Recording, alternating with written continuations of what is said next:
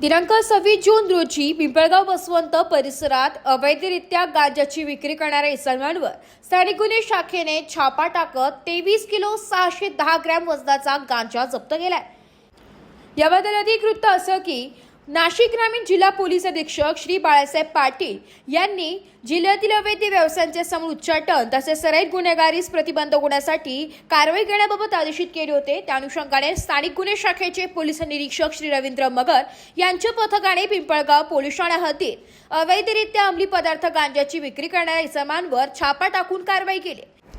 दिनांक 25 जून रोजी गुन्हे शाखेचे पोलीस निरीक्षक श्री रवींद्र मगर यांना मिळालेल्या गुप्त बातमीनुसार पिंपळगाव शहरातील उंबरखेड रोड परिसरात एक इसम अवैधरित्या अंमली पदार्थ कब्जात बाळगून विक्री करत असल्याची माहिती मिळाली होती।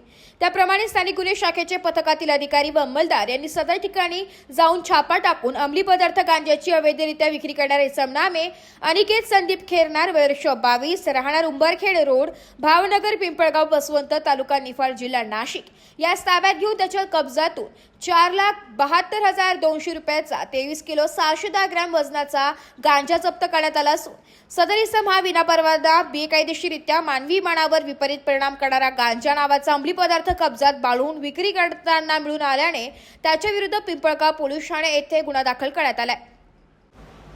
सदरची कामगिरी नाशिक ग्रामीण जिल्हा पोलीस अधीक्षक श्री बाळासाहेब पाटील अप्पर पोलीस अधीक्षक नाशिक ग्रामीण श्री आदित्य मिरखलकर यांच्या मार्गदर्शनाखाली स्थानिक गुन्हे शाखेचे पोलीस निरीक्षक रवींद्र मगर, पोलीस उपनिरीक्षक प्रकाश भालेराव, पोलीस अंमलदार नवनाथ वाघमोडे, संदीप नागपुरे, सतीश जगताप, किशोर खराटे, सतीश कुटे, विश्वनाथ धारबळे, योगिता काकड, किशोर बोडके, बालाजी कुंटेवार, चालक पोलीस हवालदार संतोष पाटील, तानाजी झुरडे यांच्या पथकाने केली आहे।